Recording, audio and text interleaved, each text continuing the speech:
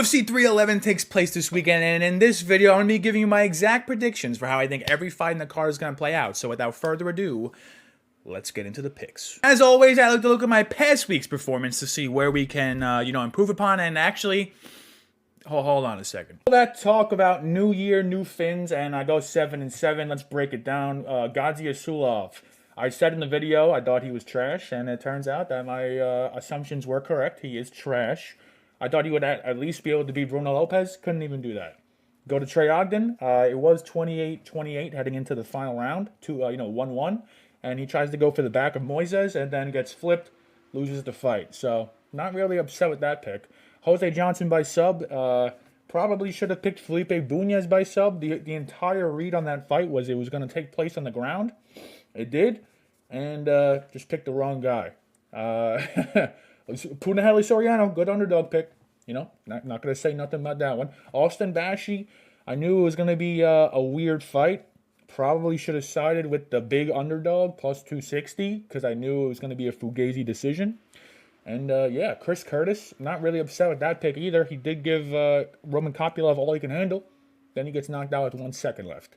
Abdul Razak Al Hassan, he was a Finch Hammerlock, and he got obliterated. So he did look like he was going to get the KO until he got KO'd himself. And then Amanda Ribas, I kind of figured it would be a similar fight to the first one. It was. But I guess when there's more rounds than 3, it gives Mackenzie Dern more time to find the sub, and that's what happened. So hopefully we can take all this information in, not pick people like Jose Johnson to win, not pick people like Gadzia Sulov, maybe not Austin Bashi, and then improve for next week. Let's get into the picks. First fight in the card is Tagir Ulanbekov versus Clayton Carpenter. I am taking the underdog here. I'm taking Clayton Carpenter. I just believe that Tagir, he has a history of injuries on his career. A lot of his fights that he's been booked for recently, he's either pulled out at the last second due to injury, or he's missed weight and the fight got canceled altogether. He's about to turn 34 years old. At this point in his career, I'm not sure what he's fighting for. Is he fighting to get to the flyweight title? He's been in the UFC for years at this point and hasn't really sniffed the top 10 of the division. Now the UFC is giving him a random Dana White Contender Series rookie who has 2 fights in the UFC thus far and has finished both of his opponents. So this matchup seems a lot more 50-50 than I think the odds are suggesting. Clayton Carpenter is a wrestler, and Tagir Ulanbekov is a subspecialist. So by proxy, you would think that Tagir will be able to lock up some kind of guillotine, some kind of choke in the clinch. I think that is a possibility as well. But if this were to go all 3 rounds, like most flyweight fights do, I think Clayton Carpenter over the course of 3 rounds has better minute-winning ability. He showed it against Edgar Chairez. He can take a shot, he can get put into bad spots, and he'll find a way to win. He loves the art of the smush. He loves smushing. He loves getting in half guard and wailing. Anyone who does that is automatically, in my mind, someone that you should probably think about putting a bet on. And at plus 260, the number just is too wide for a fight that should be way closer to 50-50, considering there are so many question marks and red flags surrounding Tagir Ulanbekov. So for all those reasons, and he also got knocked down by Tim Elliott, who doesn't really knock people down. And Clayton Carpenter packs some power in his fist. So for the minute winning, for the I don't know what he's fighting for the hungrier dog, I think I'm going to take Clayton Carpenter to win this fight by decision. Next fight on the card, we have Ricky Turcios taking on Bernardo Sopaj, and honestly, I don't know how you can ever pick or bet Ricky Turcios. The only wins he has in the UFC are split decisions, and every fight that you see him in, he doesn't have any KO power. He doesn't really have any submission finishing abilities, even though he's put people into multiple bad spots on the ground. He just cannot find a finish there, and his minute winning abilities aren't really there. He only landed 7 strikes against Raul Rosas in their fight. That was his last fight. So Bernardo Sopaj, he looked very good against Vinicius Oliveira until he got KO'd in round 3. He showed very good wrestling, very good grappling, and he showed pretty powerful striking. It's been a very long layoff since that fight, a year plus, and now they're putting Sopaj in a pay-per-view rather than the Apex. I think a lot of things are stacking up in Sopaj's favor. I think he's going to get this fight to the ground pretty easily. You know, almost everyone who fights Turcios gets it to the ground. Now, from there, does he get the club and sub, or does he get the submission? I believe that in this scenario against Ricky Turcios specifically, someone who notoriously, I don't want to say the Q word, but quits. You know, someone like that, I think Bernardo Sopaj will find a submission in round 2. Next fight on the card, we have Rinya Nakamura taking on Muin Gafurov. So now, Rinya Nakamura, great wrestler. All his fights that we've seen him so far, he has gotten takedowns. And recently, we've even seen him have some power on the feet as well. When you fear the takedown, your hands go down. Therefore, clubbing overhands are coming your way. Rinya Nakamura, out of all the Japanese prospects that have come from the road to the UFC, maybe Tatsuro Taira is higher than this guy, but this guy is right there with Tatsuro Taira in terms of like people I think can actually make a run in the UFC. Muin Gafurov was taken down multiple times by Kung Yo Kang, so that should just tell you all you need to know. Not the best takedown defense.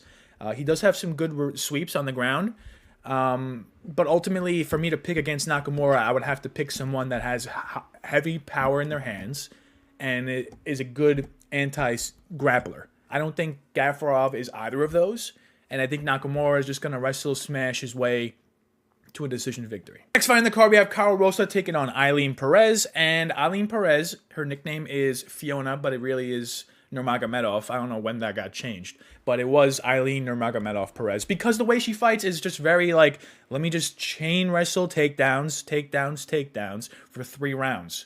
And honestly, in a bigger cage like this, a pay-per-view card, not the Apex cage, which is smaller, a bigger cage actually favors the striker, and Karol Rosa is not a striker to scoff at. She has great leg kicks. She lands nearly 100+ significant strikes in every fight that I've seen of hers, and honestly, the only type of fighter that I think can beat Rosa is someone that can land power back at Rosa.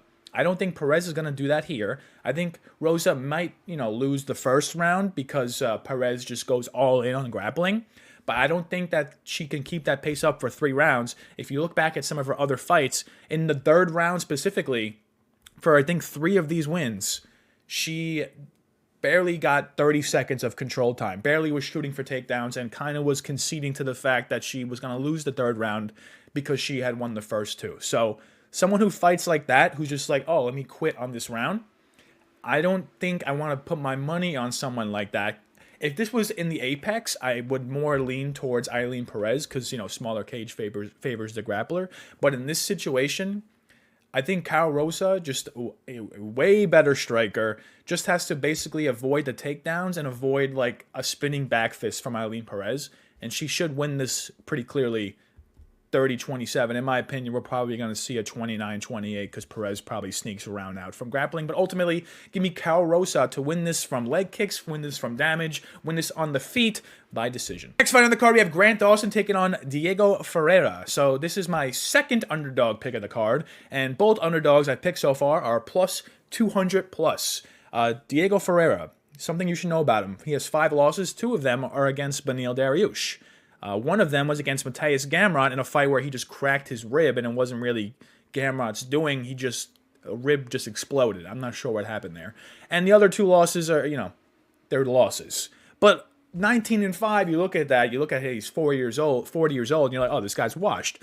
I beg to differ. Grant Dawson is a very heavy wrestler, grappler type, and Ferreira handled Mateusz Rebecki, who was almost the exact same fighter as Dawson, and he handled him 8 months ago in St. Louis. He also handled Michael Johnson, but he's nowhere close to Grant Dawson. He also evaded a lot of Gamrot's takedowns. And he also evaded a lot of Beniel Dariush's takedowns. He's a very good anti-wrestler, very good anti-grappler, and he's proven in his last 2 fights that he still has power in his hands. And Grant Dawson has proven in his 2 losses / draw that if you land a good shot on him, he's going to go down, number 1. And number 2, if you're able to just withstand the first round and a half of the wrestling onslaught, he will gas out. Now, like I said before, bigger cage, because it's pay-per-view, does not favor the grappler. Diego Ferreira has shown he has power in his hands. Grant Dawson has shown that as fights wane on, he has a tendency to gas out. For all those reasons, I don't know how you can possibly back Grant Dawson to win this fight.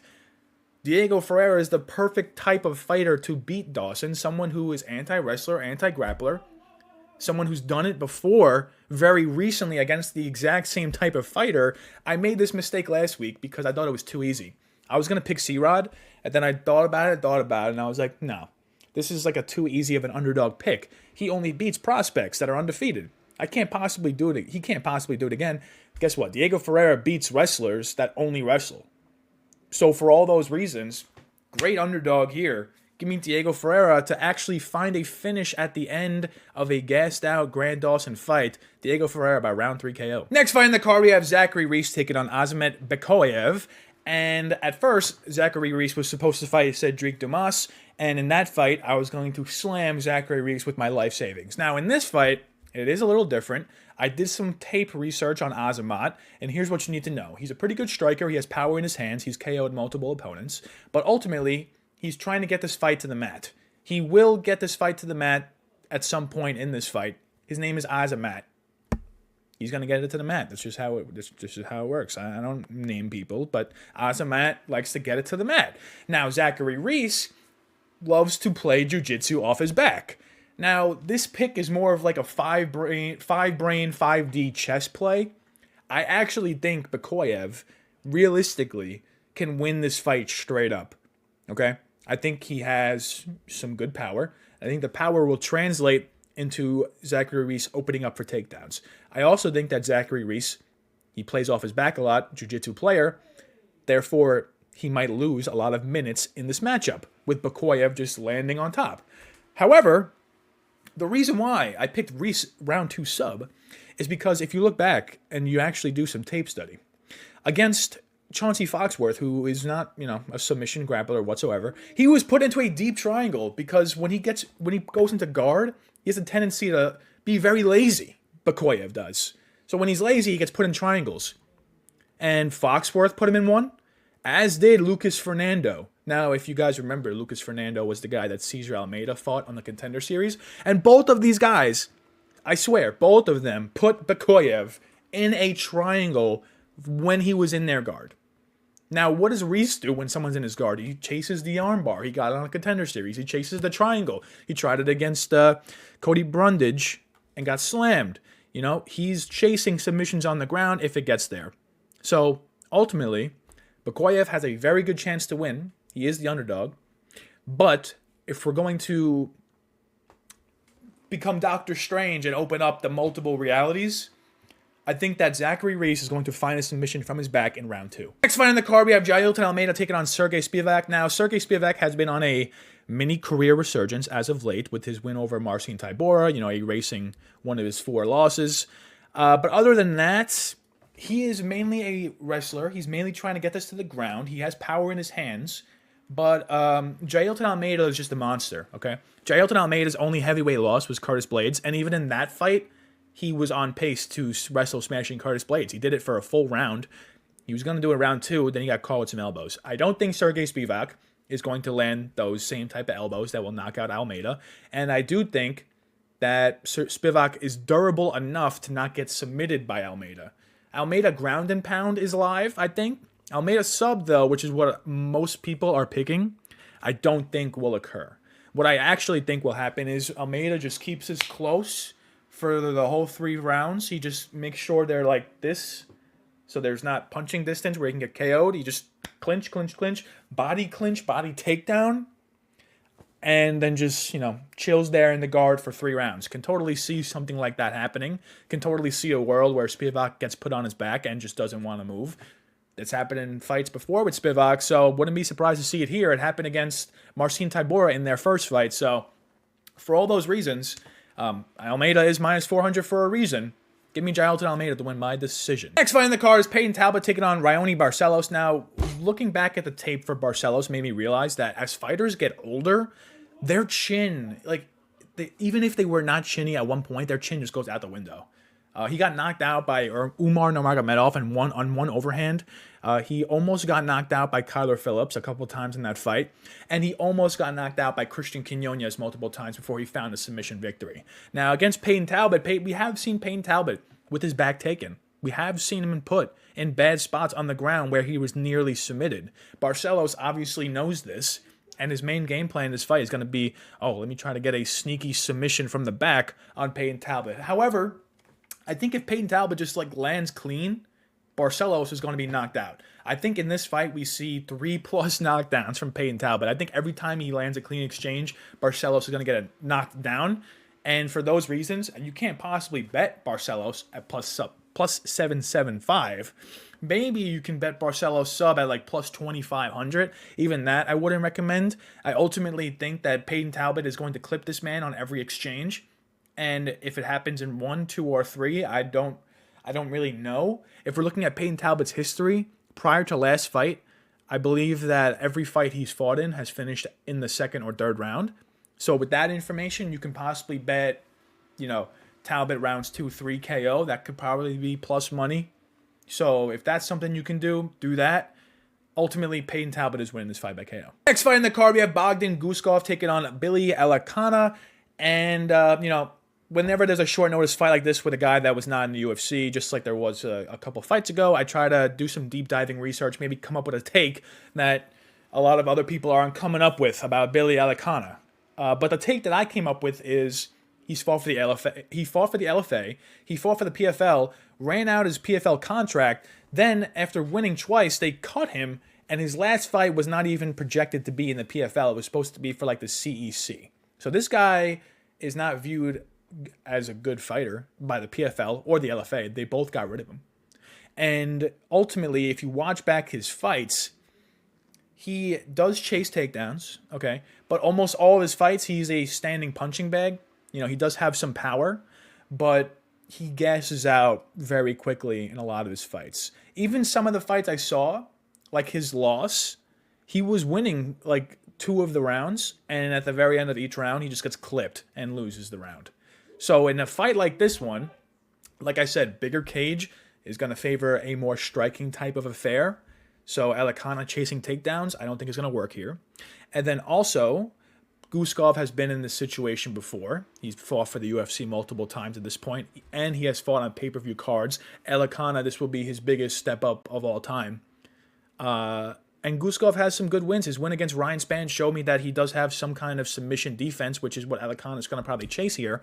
So what I think is going to happen, Alakana chases takedowns round 1, maybe wins the first round, gasses himself out entirely. Bogdan gets the round 2 KO. Next fight on the card is Kevin Holland taking on Reinier de Ridder, and I went back and forth on this fight for maybe a good, 3 hours, just really back and forth. And ultimately, after consulting with Doctor Strange, after seeing all the multiple universes that lie ahead, I think that de Ridder's striking is not good, okay? He was clipped multiple times by GM3, who's not known to be a good striker, and that was his only UFC competition to this point. He did get a submission on GM3, which is pretty impressive, considering GM3 himself is the submission specialist.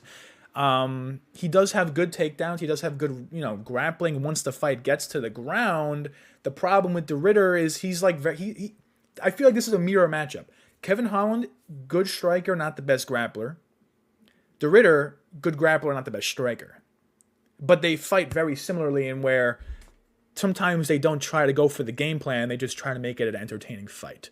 So if de Ridder tries to make this an entertaining fight, he's going to go to sleep. That's what I think.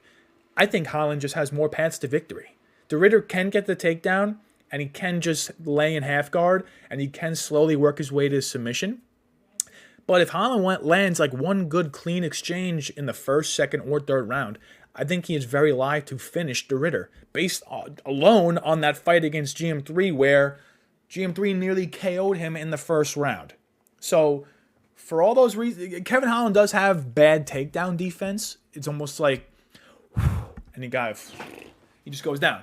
But I'm willing to take a gamble that Kevin Holland, with all of his UFC experience, Kevin Holland at middleweight, and seeing de Ridder nearly knocked out by GM3 on the feet, I think all those reasons is good enough to hazard a pick on Kevin Holland and to even hazard a bet on him at plus 100. Next fight on the card is Beniel Dariush taking on Renato Moicano, and So here's the thing about Renato Moicano. He is very heavily reliant on getting a takedown. If he can't get a takedown, he's going to lose the fight. He's not a good striker. He's not good at volume striking. He just needs a takedown so that he can win the round / finish the fight. Against a guy like BSD, didn't think he could do that, honestly. Didn't think he was going to be able to take him down so easily. Turns out he can. And he did. Against Jalen Turner, didn't think he would be able to do that easily. Turns out he can. Turns out he did. Against Drew Dober, didn't think he could do that there. Turns out he can. Turns out he did. Against Brad Riddell, I thought he could, and he did. Against a guy like Beniel Dariush, he is very good at anti-wrestling and anti-grappling. If you look back at the Gamrot-Dariush fight, Dariush was thwarting nearly every takedown. Okay? The thing about Dariush is he's not a big leg kicker, which is what Moicano is kind of reliant on to get his takedowns sometimes. So if Dariush just keeps this a striking exchange in a big-ass cage, I don't see how Moicano is going to have super success chasing his takedowns. And I ultimately think that Dariush can actually find a KO finish here. He did lose his last 2 fights, both by vicious KOs from Oliveira and Tsarukyan, the top 2 guys in the division. But I don't think he's getting knocked out by Moicano here on the feet at all. Maybe Moicano finds a TKO on the ground, but I don't think that fight is going to get there. I think Dariush knows this is the most winnable fight the UFC has given him in a while. And he's going to do everything in his power to win this fight. Moicano's on a 4-fight winning streak. He's riding the laurels of his success. I think this is where the buck meets the end of the road. And Dariush thwarts takedowns, lands enough power to win a decision victory. Next fight in the card is Jiri Prochazka taking on Jamahal Hill. And, okay, so when it comes to minute winning, I think Jamahal Hill has every avenue to win on minutes. I think he throws with better volume, and I think he throws with better boxing. That's basically it. Jiri, on the other hand, I think he's very multifaceted. He has a lot more wide array of strikes. And he also has, if he wants, the takedowns in his back pocket. He can go to the wrestling if he needs to in this fight, considering it is 3 rounds. Jiri could possibly take the wrestling route to win a decision victory here. Ultimately, though, I did go back and forth on this. Jamahal Hill did get, slept by Alex Pereira. So did Jiri. So did Jiri twice. Jamahal Hill's footwork is not the best. So there is a chance that Jiri can catch him walking weird and, shoot the takedown, win the round. Jiri did submit Glover. Everyone says that. So, something to keep in mind, something to consider. But, if you look at the Rakic-Jiri fight, Rakic very clearly won the first round. And the only reason he lost that fight is because he just couldn't take the onslaught that was coming from Jiri. I think Jamahal Hill, even though he's been acting a little psychotic on Instagram and Twitter, if we're just going based off tape, if we look back at the Glover fight between him and Jamahal Hill, that was a great fight for taping Jamahal Hill. He has showed that he's not just going out there to chase the finish like Jiri is. He could fight at a more methodical pace. And in this fight, I think he's going to need to fight at a methodical pace in order to beat a wild horse like Jiri, a wild man. Because Jiri's throwing weird things. So I think Jamahal Hill, to win this fight, just needs to keep an even tempo and catch Jiri when he can. The more I talk about it, the more I'm like, dang. This is a tough fight to predict because it's light heavyweight. One punch, either guy can go to sleep. Also, both guys went to sleep in their last fight from the same person. But if we're going off technical striking, I think Jamahal Hill can win this fight. If we're going based off wrestling grappling, which I don't think Jiri will do, Jiri can win this fight. But if you're telling me that Jiri's not going to shoot a single takedown, I'm going to take Jamahal Hill all day. When it comes to striking mano-a-mano, I think Hill is just more technical and over 3 rounds can win a decision victory. The co-main event of the evening is Merab Dvalishvili taking on Umar Nurmagomedov. And both of these guys notoriously go to decision very often. That's number 1. Number 2, both of these guys notoriously don't get finished very often. That's number 2. Merab hasn't been finished in 8 years. That was his last finish. And number 3, this has been a matchup in the making for a while. It's the two best grapplers, wrestlers in the division. So when, two elite wrestler grapplers fight each other, more often than not, it goes to decision because they can't finish each other. Now, the reason I have Umar winning is I think he's the better striker than Merab. I think their wrestling and grappling will even itself out. I think both will be able to thwart the other's wrestling attempts. And ultimately, if this becomes a striking match, I think Umar has more power, more technicality to his striking than Merab does. Merab's going to have to make this a greasy, dirty fight in order to get the victory. And against a guy like Umar who fights super technically, I mean, we saw Sandhagen attempt that in their fight, Sandhagen versus Umar, and Umar just was able to dominate, Even though it was only 48-47, Umar just has a way of knowing when he's down and going out there and winning the round he needs to win. Merab, similar type, but, if you dig into his wins, Cejudo, pretty decent win, but it was 3 rounds, so that's a tough one. And then Peter Yan, not really the best wrestler. Jose Aldo, not him either, barely landed any takedowns against Aldo. And then Marlon Moraes, he nearly got KO'd in the first round before he found a KO for himself. Ultimately, I think that wrestling and grappling is going to offset. Umar's the better striker. Give me Umar by decision. And that brings us to the main event of the evening. Islam Makhachev taking on Arman Tsarukyan. And you can just copy and paste what I said for the co-main event and put it right here because two elite grapplers. Matchup has been in the making for years. It's a rematch because Arman's first fight in the UFC was against Islam when they were super young. Ultimately, I don't think either guy's going to find a finish. Islam has shown in some of his fights that he is willing to get into brawling exchanges and that he can take a punch. Arman has shown the same thing, that he can get clipped as well. Ultimately, though, both of these guys had to have been thinking of each other for years at this point, and I find it very hard to believe that either guy is going to be able to find a finish on the other. I just think both are just too high level. And if we're just talking about the victor, I think it's similar to the co-main event. I think a 49-48 is in Islam's future. I think Arman could potentially sneak 2 rounds in. But Islam, with that champion fortitude, that with Khabib in his corner, very good at winning the minutes. Even against Dustin Poirier, when he found a 5th round finish in a fight where he didn't need to find a finish because he was winning clearly on the judges' scorecards. This is someone that you want to back with your pick. This is someone that's not going to quit on you.